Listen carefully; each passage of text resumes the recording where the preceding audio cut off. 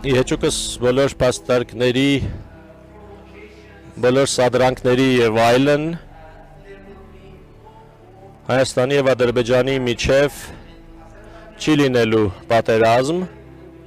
լինելու է խաղաղություն եւ դա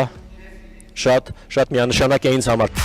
Մեզնում պատերազմի պայմանական բացակայությունն ընկալվում է որպես խաղաղություն, բայց դրանք բացարձակապես տարբեր բաներ են։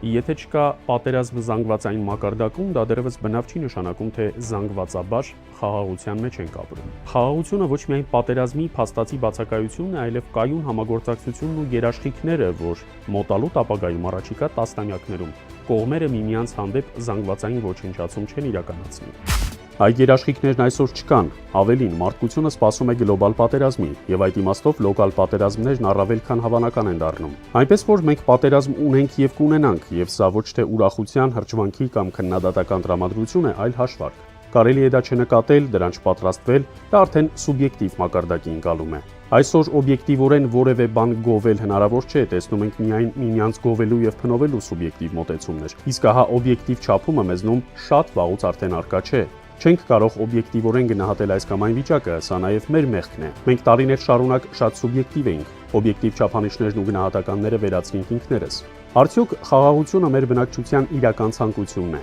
Հանրույթն օբյեկտիվ վիճակը չի ուզում ընդունել, սուբյեկտիվորեն է ապրում, հաճախ մեկ օրով։ Խաղաղությունը մեծ արժեք է։ Նյու Յորքում ՄԱԿ-ի կենտրոնակայանի դիմաց կարող ենք տեսնել խաղաղության սիմվոլիկան։ Երկրորդ աշխարհամարտի ավարտից հետո ստեղծելով ՄԱԿ-ը, մարդիկ հույս ունեին, որ պատերազմ այլևս չի լինելու։ Ուղիղ կապ եմ տեսնում մեր դիմակայունությանը եւ դիմադրողականությանը, այսպես կոչված երկրորդական օրակարգերով մաշեցնելու եւ ադրբեջանական պահանջների մեջ։ Ադրբեջանը հստակ շահագրգռված է, որպեսզի հայ ժողովուրդը, Հայաստանի բնակչությունը, հայ ազգը դիմադրողականություն եւ դիմակայություն չունենա։ Այն ինչ անում է այսօրվա իշխանությունը, ինչ անում է այսօրվա վարչախումբը, ուղիղ կերպով հարվածում է դիմակայությանը եւ դիմադրողականությանը։ Ուղիղ կերպով ասում են, որ դու ժողովուրդ անելու բան չունես, մենք քո տեղը ամեն ինչ խոսում ենք, մենք քո փոխարեն ամեն ինչ բանակցում ենք, մենք ավելի լավ գիտենք, թե քեզ ինչ է պետք։ Եթե հիշենք պահանջմունքների բուրգը, որի մասին բոլոր հումանիտար մասնագետները գիտեն, դրա առաջին եւ երկրորդ շերտերը հենց բազային հիմնարար պահանջմունքներն են։ Մարդն ուզում է կուշտ ուտել, քնել, վերարտադրվել, մնացածը հետո։ Մեր բնակչությունն այսօր այդ բազային կենթանական մակարդակով է ապրում՝ ուտել, քնել, զբաղվել սեքսով, զվարճանալ, փոխանակվել ոչ այնքան հոգևոր, որքան նյութական արժեքներով, հետաձգել ավելի բարձր մակարդակների արժեքները, ազգային շահն ու գաղափարախոսությունը, միասին ապրելու եւ առաջընթաց ունենալու կարողությունը։ Մենք այդ ամենը հետաձգել ենք դեպի անորոշ ապագա։ Ապագա բառն անգամ մեզնում որոշ քաղաքական ուժերի կողմից այնքան է չարաշահվել, որ ապագա ասացին չեն հավատում, քանի որ չեն հավատում այդ երևույթը չարաշահած ուժին։ Ապրում ենք ոչ թե ապագայով, այլ ներկայով, իսկ այդպիսի ժողովուրդներ կային, բայց նրանք ապագա այդպես էլ չունեցան։ Հարցն այն է, ինչ ենք ուզում։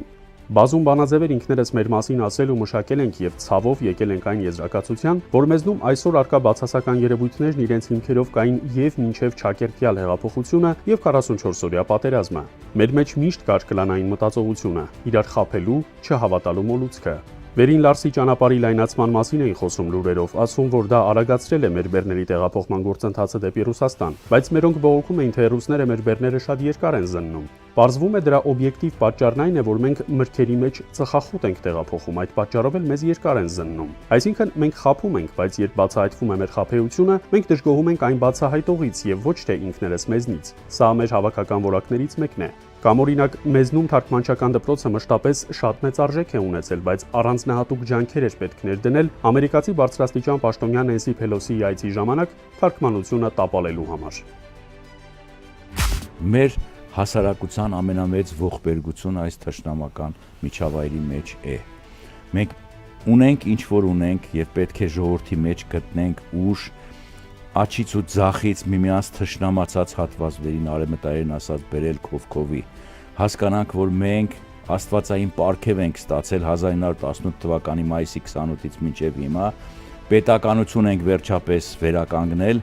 եւ պետք է դողանք այդ պետականության վրա եւ այդ պետականության ամրությունը միայն կարող է լինել այն դեպքում, եթե մենք Շահամիր Շահամիրյանի երազած հայոց տունը չստեղծենք, որտեղ դիմություն եւ ընդդիմություն նույն հարթության վրա պիտի ստեղծեն մեկ պետականություն, այլ ոչ թե զբաղվենք խորհրդարանում ծեծկրտուկով։ Մենք լավն ու վատն ունենք ինչպես ցանկացած ազգ։ Մեր լավը շատ լավն է, բայց մեր վատն էլ շատ վատն է, եւ այս տարիների ու տասնամյակների ընթացքում կազմակերպված ու ինստիտուցիոնալ բնույթ է ստացել։ Երևի սա մեր բնութագրական կողմերից մեկն է։ Այնինչ ունենք տարիներ ու տասնամյակներ շարունակ խնամքով փայփայում ենք, այսօր այլևս չունենք, զուրկ ենք դրանից։ Որևէ մեկը սրանում բացի մեզնից մեղավոր չէ եւ ինքներս էլ պիտի խիզախություն ունենանք լուծելու այդ հարցը։ Որոշիչ հարգելի քաղաքացի, թե որ երեսն է ճիշտ։